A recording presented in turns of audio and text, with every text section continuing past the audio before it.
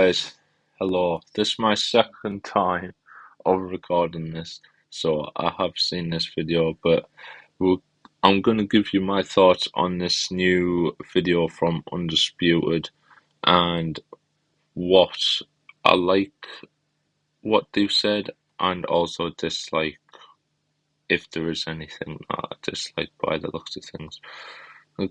Description says it's been a couple of months since we announced the end of development for Undisputed, but the story doesn't end here. We are working on a sequel from the ground up using a new gaming engine, a bigger, more experienced team, and we're excited to share with you what the future holds. Yeah, so they've already announced they're using Unreal Engine. Let's get into this. We put out an announcement video in April regarding Undisputed and how we've stopped developing it. So we received a great response from most people. I think it's great to see some of the excitement around the sequel for Undisputed. Of course, you know, there were a few people that were disappointed in terms of us. Just gonna fast forward to when they actually looking back, which one was, yeah, there is an important bit. So Out of what we've achieved. So I mentioned in the last video that we moved to the Unreal Engine. This gives us just more flexibility in how we're developing the sequel, but also it allows us to increase our visual quality of the game, and that's everything from how the fighters look through to the motion capture. And you know, recently we had Terence Crawford and Teofimo here in Sheffield doing the motion capture, which was pretty cool. And as part of that, we've actually further iterated on our movement system. So we're now allowing players to move more precisely within the game. And internally, we've moved it from a 4-point movement system to an 8-point movement system. So that just basically means you have more control over your fighter. So we've been listening to a lot of the feedback from the community. But again, you know, the game is rooted in boxing. So we've taken on board a lot of direction as well from you know, boxing coaches to actual world champion fighters. So we've hired more technical consultants that are working alongside us in the game.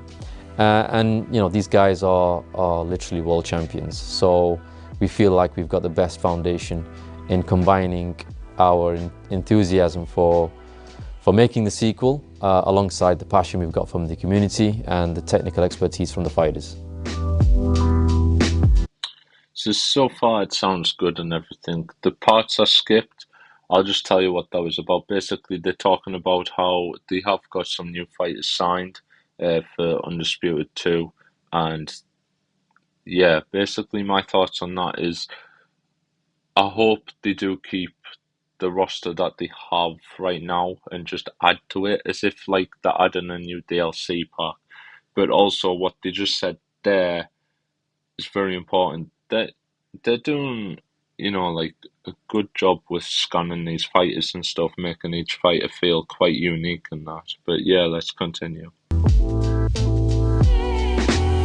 So as I mentioned, you know, the online space was really important to us, and in the sequel we've got a new solution in terms of the netcode that we're now using for online play.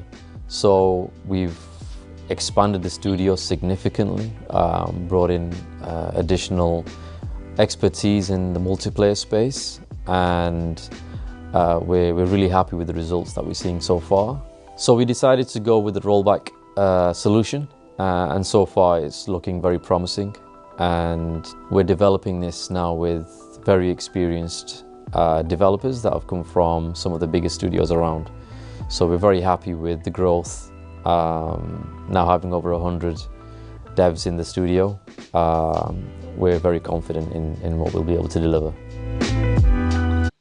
It would be amazing if they could tell us where these developers have came from.